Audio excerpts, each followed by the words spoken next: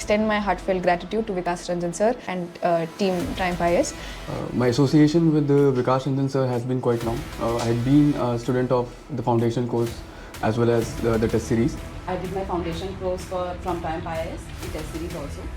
विकास sir से अपने optional के लिए मेंटरशिप ली थी. I have been a student of sociology test series at Triumph IAS, and Vikas Ranjan sir, he personally guided and mentored me. I was enrolled in sociology test series and essay test series from Triumph IAS. मैंने classroom programme Triumph IAS के साथ किया and after that मैंने test series भी करी थी. Triumph IAS से थी. What has been incredible because मैं आती थी सर के बाद sociology is working well for me. तो विकास सर ने पॉइंट ऑफ टाइम पे काफ़ी हेल्प किया था. मैं सर से फ्रीक्वेंटली आके मिली हुई थी कि आंसर राइटिंग कैसे करनी है, क्या क्या चीज़ें अवॉइड करनी है आंसर में. मैं विकास सर का स्टूडेंट रह चुका हूँ sociology. Personal time and mentorship whenever. Hello everyone, मेरा नाम शाश्वत अग्रवाल है. मैंने यूपीएससी सिविल सर्विसेज एग्जामिनेशन 2023 में 121वीं रैंक हासिल की है. मैं इस वीडियो में यह बताना चाहूँगा कि आप किस प्रकार से इंटरव्यू की प्रिपरेशन कर सकते हैं, और अगर स्पेशली इंटरव्यू में अगर एक स्ट्रेस एनवायरनमेंट क्रिएट हो जाता है तो आप उसे कैसे डील कर सकते हैं. इस साल यूपीएससी के इंटरव्यू में मेरे 200 मार्क्स रहे हैं. मेरा यूपीएससी का इंटरव्यू एक्सपीरियंस काफ़ी यूनिक था, काफ़ी अच्छा एक्सपीरियंस था, और मेरा इम्प्रेशन ये था कि मुझे शायद बहुत अच्छे मार्क्स ना मिल पाएँ, लेकिन मुझे 200 मार्क्स इंटरव्यू में मिले. तो मैंने कैसे इंटरव्यू की तैयारी की और किस प्रकार से स्ट्रेस इंटरव्यू को मैंने कंट्रोल करने की कोशिश की, मैं आपको इस वीडियो के माध्यम से वो बताऊंगा. सबसे पहले यूपीएससी के इंटरव्यू की जो प्रिपरेशन होती है उसमें आप एक डिटेल्ड एप्लीकेशन फॉर्म भरते हैं, जिसमें आप अपनी सारी डिटेल्स जैसे प्राइजेस, मेडल्स, स्कॉलरशिप्स, हॉबीज़, अपने एजुकेशनल डिटेल्स, ये सारे आप उसमें एंटर करते हैं. तो सबसे पहला जो कि एस्पिरेंट्स के लिए जो इंटरव्यू दे रहे हैं, जो ज़रूरी है वो ये है कि वह अपने इस डैफ के कीवर्ड्स को प्रिपेयर कर लें और इन कीवर्ड्स पे एक अलग से क्वेश्चनेयर बना लें और उन क्वेश्चनेयर्स के आंसर बना लें. मैं पर्सनली इन आंसर्स को मिरर के सामने खड़े होकर मैं आंसर करता था, ताकि मैं देख पाऊँ कि इंटरव्यू में अगर मैं आंसर कर रहा हूँ तो मैं दिखूँगा कैसा, मैं कैसा बोलते वक्त लगूँगा.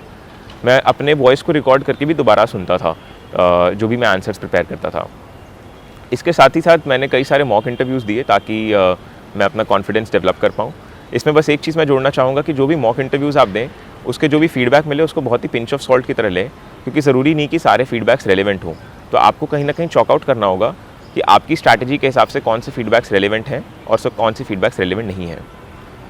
तीसरी चीज़ जो कि सबसे ज़रूरी है वो ये है कि अगर आपका इंटरव्यू एक स्ट्रेस इंटरव्यू होता है, यानी कि कुछ आपसे सवाल ऐसे पूछे जाते हैं जो कि काफ़ी नॉन कन्वेंशनल है, या फिर वहाँ पे कुछ ऐसा सिनेरियो बनता है कि थोड़ा स्ट्रेसफुल एनवायरनमेंट आपके लिए क्रिएट हो जाता है, तो आप उससे कैसे डील कर सकते हैं. मेरा जो इंटरव्यू था वो रिलेटिवली हाई स्ट्रेस एनवायरनमेंट में था. अदरवाइज़ यूपीएससी के इंटरव्यूज़ काफ़ी कॉर्डियल होते हैं, लेकिन मेरे इंटरव्यू में 2-3 ऐसे स्निपेट्स हुए थे जहाँ पे मुझे काफ़ी हाई स्ट्रेस फील हुआ था. फॉर इंस्टेंस मेरे केस में जो चेयरपर्सन थे वो बीच में 1-2 बार रूम एग्जिट कर गए थे, प्लस एट टाइम्स वो बीच में बुक्स भी पढ़ रहे थे, न्यूज़पेपर्स पढ़ रहे थे. तो मुझे ऐसा लगा कि probably he is not interested that much in my answers and I am just one other candidate. But still, what I tried 4-5 things to do in this entire interview process, and that enabled me to sail through it. The first is that you have to maintain utmost calm and composure. I think they deliberately stress test you so as to check whether you can maintain your calm and patience in the tough times. So in my case, जब chairperson exit भी कर गए थे, तब भी मैं अपना calm and composure काफ़ी maintain रखा और मैंने सारे आंसर्स एज इट इज़ बाकी मेंबर्स को देने की कोशिश की with a smile on my face, showing that I am not nerved by any of the actions of the chairperson. Secondly, the second thing that I did was that I answered all the questions with utmost confidence and conviction. So let's say कोई answer ऐसा पूछा गया जिसमें they were expecting some logical outcome out of it or any opinion out of any specific issue, then I answered those opinions with very much of confidence and conviction, and I reasoned that and I maintained my spine. So generally there is a debate interview में कि whether you should change your opinions or whether you should maintain your opinions and maintain your thought process. My understanding is that if the issue is something on which आपका opinion काफ़ी well developed है, काफ़ी logically well developed opinion है, तो you should maintain your spine, you should not change your opinion. लेकिन अगर कोई ऐसा issue है जिस पे वो आपसे opinion पूछते हैं जिस पे आपको बहुत knowledge नहीं है या फिर आप half baked opinion दे रहे हैं, उस केस में अगर वो discomfort show करते हैं तो आप अपना ओपिनियन चेंज कर सकते हैं, लेकिन उसमें भी आप बहुत रेडिकली अपना ओपिनियन ना चेंज करें। आप पहले ऐसा बोलें कि sir I take a tab on the issue and then I read more about it, ताकि वो दिखाए कि you are willing to gather more knowledge on the subject and then change your opinion rather than changing your opinion outright for the interview board. So ये second चीज़ था। Third था कि I had very extensive preparation on all the issues of my DAF। जैसा मैंने बताया कि जो DAF के keywords हैं उनको prepare करना बहुत ज़रूरी है। The first question was on my home district. The chairperson asked me that आप वाराणसी से हैं, तो आप बताइए कि what are the cultural civilizational significance of Varanasi। And from there he jumped to BHU कि BHU की क्वालिटी डिग्रेड हो रही है, आपका क्या ओपिनियन है इस पे। And then he came to my campus from my college that is JNU कि do you think that JNU is becoming very theoretical in nature. So ये जो एक पूरा का पूरा जर्नी होता है वन क्वेश्चन और उसके बेसिस पे अलग अलग क्वेश्चंस पूछने का, इसको मैंने पहले ही प्रिपेयर कर लिया था। मैं बनारस प्रिपेयर कर रहा था, तो मैंने बनारस के एजुकेशन में BHU प्रिपेयर किया था, और मैंने JNU क्योंकि मेरा मास्टर्स वहाँ से है तो मैंने ऑलरेडी वो प्रिपेयर किया हुआ था।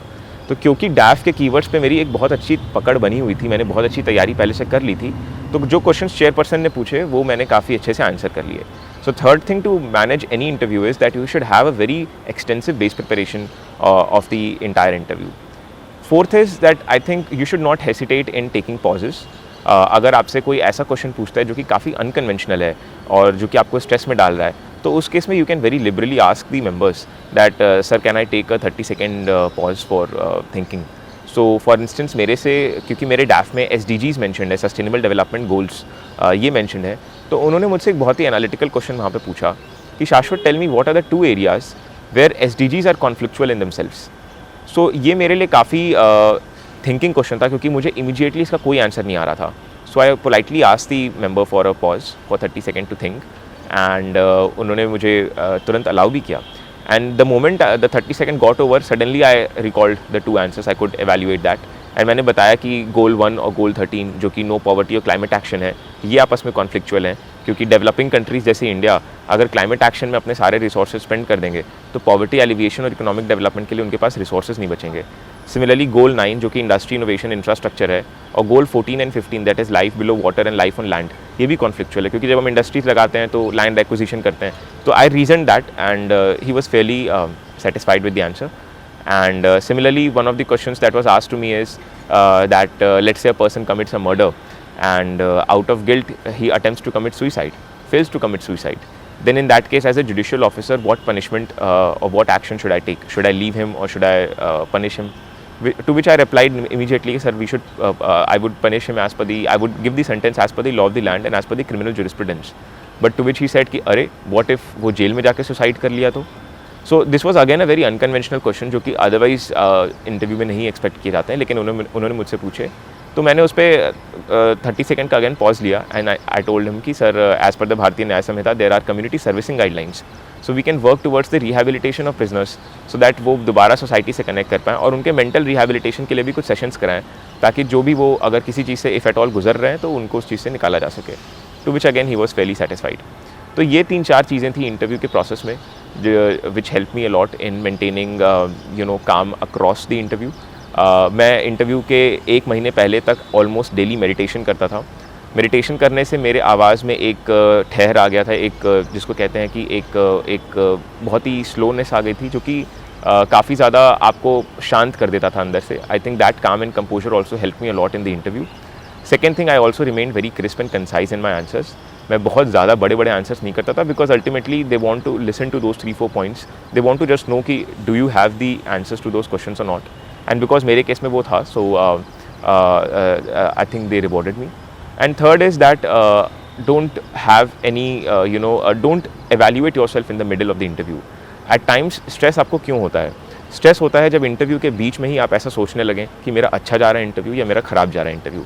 तो मैंने मेडिटेशन के ही दौरान इस चीज़ को बहुत ज़्यादा अपने माइंड को ट्रेन कर लिया था कि मैं सोचूंगा नहीं कि मेरा इंटरव्यू कैसा जा रहा है। अगर अच्छा जा रहा है वेरी गुड, मैं उसको एज इट इज़ कंटिन्यू करूँगा।